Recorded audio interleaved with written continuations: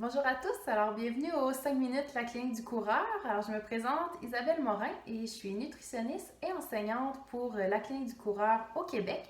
Et aujourd'hui, j'avais envie de vous parler du lien entre la nutrition et le syndrome du surentraînement. Donc ce qu'il faut commencer par comprendre, c'est que chaque séance d'entraînement que vous réalisez va causer un stress sur l'organisme. Ce stress-là va venir perturber l'état d'homéostasie. L'homéostasie, c'est finalement l'état d'équilibre du corps.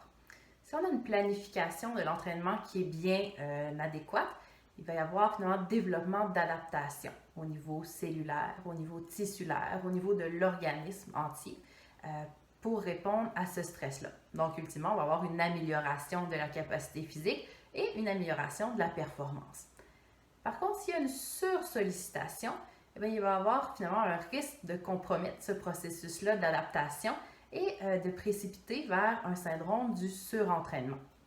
Donc, un surentraînement, on va voir là, dans ce contexte-là qu'il va y avoir une diminution de la performance, malgré le fait qu'on maintienne une bonne charge d'entraînement. Il va y avoir une fatigue généralisée aussi, beaucoup plus de difficultés à récupérer entre chaque séance d'entraînement. On va voir que c'est des gens qui vont avoir aussi une faiblesse accrue au niveau de leur système immunitaire, donc plus de risques de contracter là, les infections respiratoires notamment. On va avoir une perturbation de l'humeur, perturbation aussi au niveau de la qualité du sommeil. On va voir apparaître certains, parfois, désordres gastro-intestinaux et certaines altérations aussi au niveau des paramètres sanguins ou physiologiques, comme notamment les battements cardiaques au repos qui pourraient être là, plus élevés que ce à quoi on s'attendrait.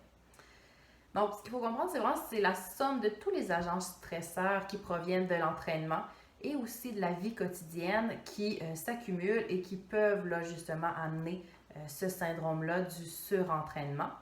Et dans ce contexte-là, les éléments au niveau de l'apport nutritionnel sont importants à prendre en compte pour vraiment faire face au stress de l'organisme et y répondre de la meilleure manière qui soit. Donc, un apport nutritionnel qui est mal balancé ou qui est inadéquat peut contribuer au stress général du corps et peut limiter les processus d'adaptation. Donc, dans un contexte d'entraînement intensif où on a une grosse charge d'entraînement, eh bien, le fait de s'intéresser à son alimentation et de venir porter là, un regard un petit peu plus attentif sur nos choix alimentaires va assurément être quelque chose à prendre en compte. Donc, dans le but là, de peut-être prévenir ou d'aider à prévenir le surentraînement, c'est certain que de regarder avoir une charge d'entraînement ou une prise en charge là, de l'entraînement qui est bien planifiée, c'est le premier facteur à prendre en ligne de compte. Mais d'un point de vue nutritionnel, il y a quand même des choses à aller regarder. Et un des premiers points importants à considérer, c'est d'avoir un apport en glucides qui est suffisant. Donc en fait, les glucides représentent le principal carburant du corps à l'effort.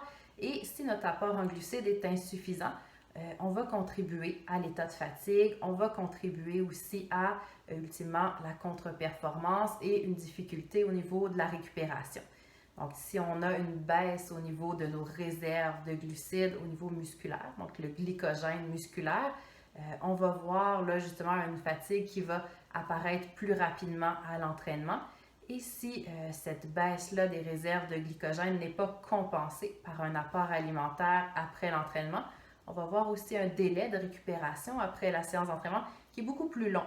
Donc, ultimement, ces deux facteurs-là mis ensemble peuvent amener là, un contre-effet contre-productif sur le développement des adaptations.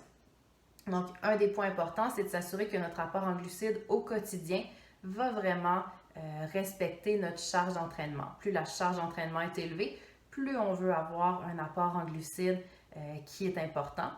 Et on veut également que pendant les séances d'entraînement de plus longue durée, que l'apport en glucides soit aussi présent pour soutenir l'entraînement. Donc, pour des séances qui sont d'une durée de 1h30 à 2 heures et plus, on veut s'assurer d'avoir un apport en glucides sous forme de boisson, de gel ou de produits pour sportifs dans le but d'assurer un apport qui est plus constant en glucides là, pour venir pallier aux réserves de glycogène qui sont limitées pour des efforts environ d'une durée de 1h30 à 2 heures.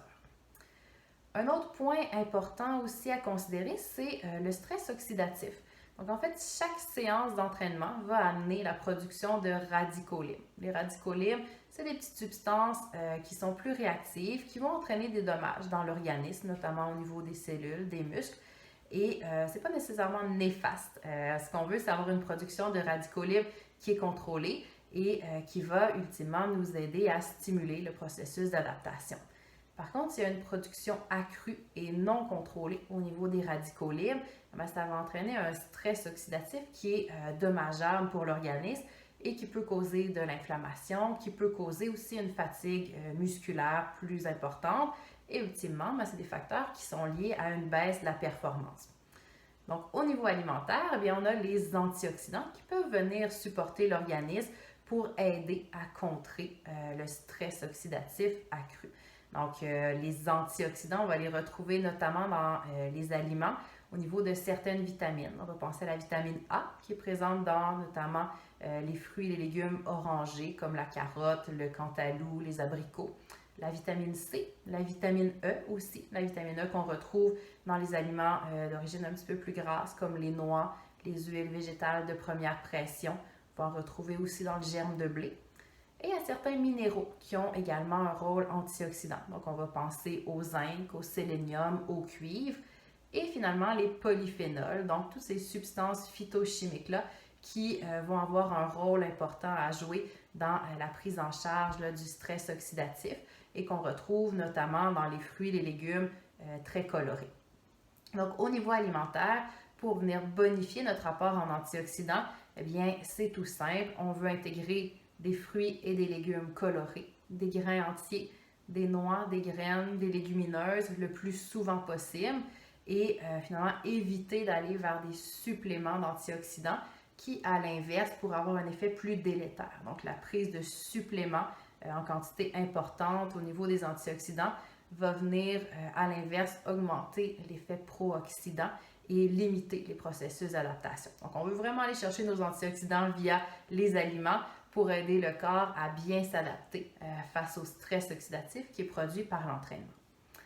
Et dernier point aussi qui est important à prendre en considération, c'est de favoriser un apport adéquat en acides gras essentiels. Donc, les acides gras essentiels, on va parler notamment des fameux oméga 3. Donc, les oméga 3 qui vont pouvoir aider à venir gérer le stress qui est généré par l'entraînement, notamment en raison de leur rôle bénéfique au niveau de la réponse inflammatoire et aussi immunitaire. Donc, les oméga 3 qui ont quand même un effet anti-inflammatoire intéressant et qui peuvent venir aider justement le processus de récupération.